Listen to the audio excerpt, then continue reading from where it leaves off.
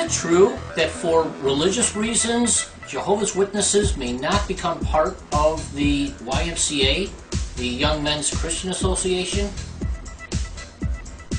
Yes, this is so. We have long recognized that the YMCA, though not being a church as such, is definitely aligned with the religious organizations of Christendom in efforts to promote interfaith.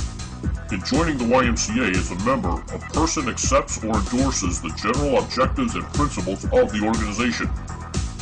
Membership means that one has become an integral part of this organization founded with definite religious objectives, including the promotion of interfaith. Hence, for one of Jehovah's Witnesses to become a member of such a so-called Christian association would amount to apostasy. What if they only wanted to join for the health benefits, the swimming, and the basketball, and the activities? Would it really be that bad? Or what if one just simply wanted to get a job there, perhaps janitorial work at one of the YMCA's? Would a Jehovah's Witness be allowed to do that?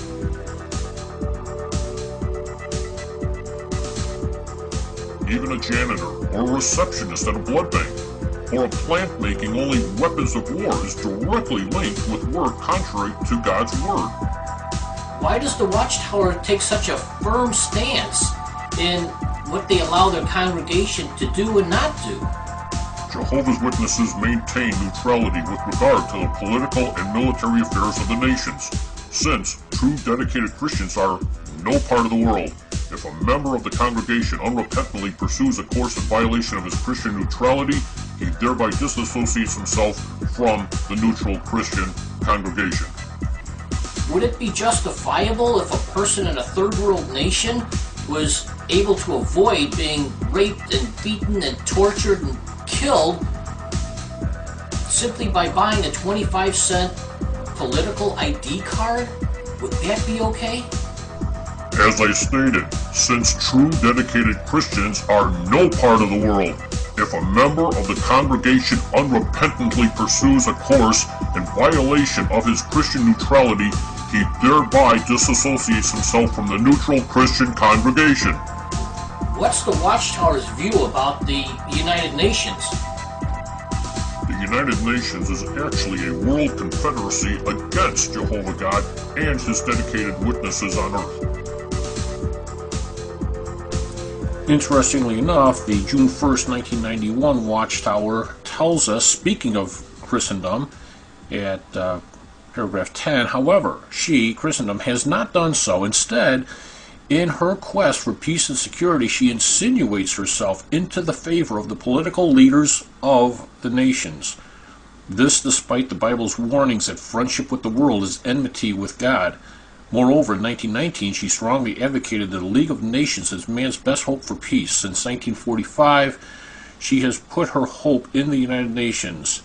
How extensive is her involvement with this organization? A recent book, which I will mention in a second, gives an idea when it states no less than 24 Catholic organizations are represented at the UN. Now let me call your attention to the red line. A recent book gives an idea when it states no less than 24 Catholic organizations are represented at the UN. That recent book they're talking about, the no less than 24 Catholic organizations, that statement comes from this book, New Genesis Shaping a Global Spirituality by Robert Muller. In it, he has two sentences that directly relate to that quote.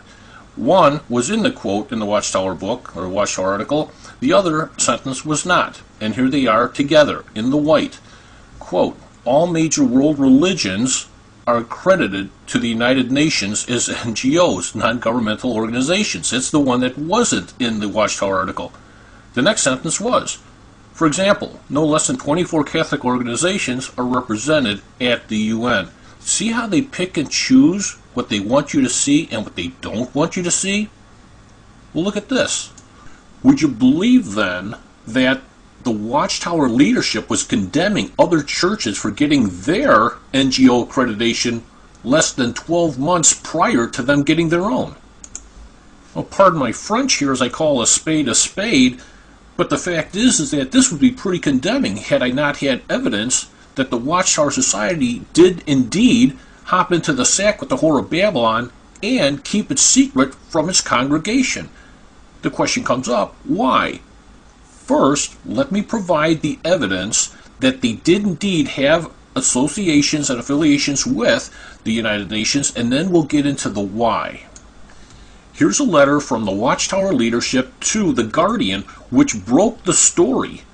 And in it, you can go ahead and stop this and read it for yourself, but they're basically saying to the Guardian, look, Stephen Bates wrote an article about us, and he's got it all wrong. We're being misrepresented. No, this didn't happen. And they said, well, we didn't know that the policies changed over at the UN. We didn't know this, and after we found out that the situation changed and the policies changed, well, we pulled our membership and withdrew our ID card and all that kind of thing. So, which is nothing more than just a big lie, as you will see. Now, just as a quick sidetrack point of interest, go watch my videos, Jehovah's Witnesses, Malawi, and Mexico, and you will see how the leadership at the Watchtower told those congregations in Malawi and Mexico, do not get a political card, do not have any association with the government, and if you have to, suffer persecution, suffer dismemberment, repeated rapes, brutality that's unfathomable, and death. But they told them, do not have anything to do with the world and suffer persecution. Does that hold true for the leadership? Absolutely not. And you folks wonder why I hate the Watchtower leadership? I love you people, but these people, they need to go. This is what a false prophet does. Now, the Watchtower was claiming that they had to have NGO status to obtain the library card to do their research. Well, this letter from the United Nations states just the opposite. It says the issuance of a library pass is independent of NGO status or any other status. There has been no change in the library pass policy in general. They made it up. It's all a lie. Now, here's the attempt at damage control letter from the Watchtower headquarters to the congregations, to the elders. And in it they state, well, look, these opposers have talked about how we had secret links with the United Nations. Well, if you didn't have secret links, why didn't the congregation know about it? So go ahead and pause this, read this, and you'll see how all they're saying is, look, there's nothing secret, there's nothing going on, don't pay any attention to that man behind the curtain. We were just trying to get a library card, that's all. You see, the Watchtower gets themselves out of jams like this by counting on their loyal followers to either be too stupid to put a couple of words together that form sentences they can read and understand, or the fear factor that they are truly Jehovah's organization and they can be totally trusted. That's called spiritual abuse, my friends. Now, call me Overkill Bill, but yet here's another letter from the United Nations. This is a reply in regards to the claims that the Watchtower made that their policies changed and that they weren't associated with them and all this kind of thing. And you'll see here, it states the Watchtower Bible and Tract Society of New York, a NGO, non-governmental organization, has been associated with the DPI, that's the Department of Public Information, since 1992. And he requested to terminate the association in 2001. That's when the whistle got blown. That's when the cover got blown, and they got nailed. And they said, we didn't know. They pulled the old Ralph Cramden bit, and they got caught in the ringer. So they were associated for since all the way back from 1992 and said nothing to anybody about it. Now, if you're a Jehovah's Witness, how would they address this situation if you were involved in it? Well, they tell you, since true dedicated Christians are no part of the world, if a member of the congregation unrepentantly, that means repeatedly, pursues a course in violation of his Christian neutrality, he thereby disassociates himself from the neutral Christian congregation. That's how they would handle it with you on a personal level. So as you can see, the facts bear out that the leadership can play footsie with the floozy, but as far as anybody else, no way. Under penalty of death, dismemberment, rape, torture, doesn't matter. You are not to be part of the world. Now, if you're part of our leadership, well, maybe we can work something out here, but no, that is not the case for the Spirit-anointed 144,000, the great crowd, which is class number 2, and then you have the elite leadership. You've got a 3-class system, my friends. What do they tell all the kids in school? Don't do the Pledge of Allegiance. Don't take any pledge or oath of allegiance. No.